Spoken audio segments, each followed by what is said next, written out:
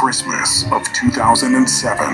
I was in second grade. I wasn't easily scared by anything then, more so when I'm with someone.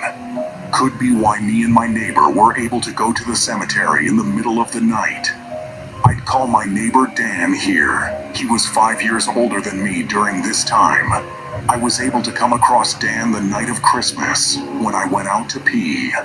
I saw him on the roof of their house waiting for the fireworks. He called me over and I joined him, but got disappointed with the view being obstructed by roofs and treetops. We talked for a while.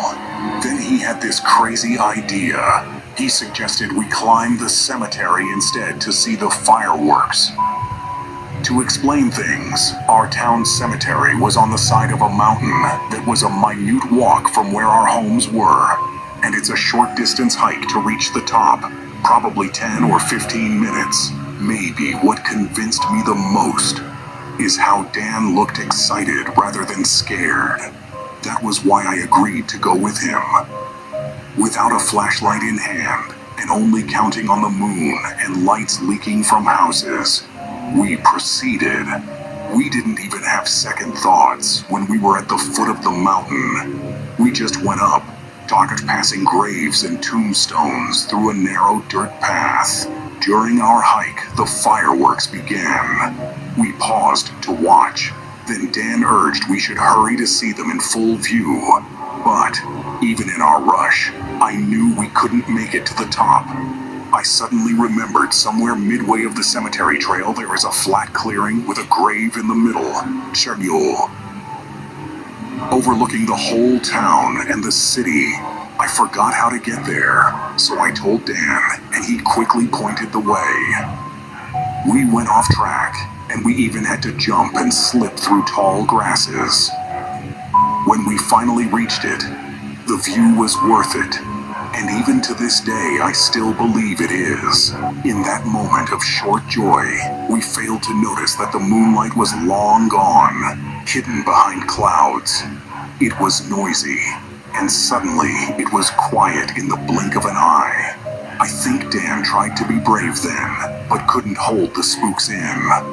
We both realized we were in the cemetery in the middle of the night. He told me to run, and I 100% agreed. We were laughing as we hurried back to the trail. We reached those tall grasses, and Dan made the first jump, making a loud rustle. It was the same when I did it, and we both increased our speed when we heard a third rustle go through those grasses. I didn't even see what it was. I and Dan completely knew we just needed to run. We were laughing still, of course, asking each other who or what it was that made that last jump. But neither of us dared to look back. I could hear the footsteps behind, and they were wet, as if whoever was chasing us was soaked all over. Dan at one point did turn his neck to look, and he just got faster, like he hit third gear or something. We landed on the bottom of the mountain eventually. My throat felt so dry, and it was painful to breathe. I don't know why, but whatever was chasing us didn't go all the way. It would have caught up since me and Dan both stopped when we reached the highway. I asked Dan what it was again, because he seemed really terrified when he looked at it. Dan took his time to think. It was a naked, dead woman, he said. He explained the only thing that looked alive was the dead woman's legs when it was chasing us. Other than that, the rest of its body was drooping down or flailing aimlessly. From time to time, I think about that night. I asked Dan about it for the last time before he moved away to work under their church and continue his studies, and he would simply laugh, saying he was just messing around. At some point, I just believed him, since I didn't even see it with my own eyes.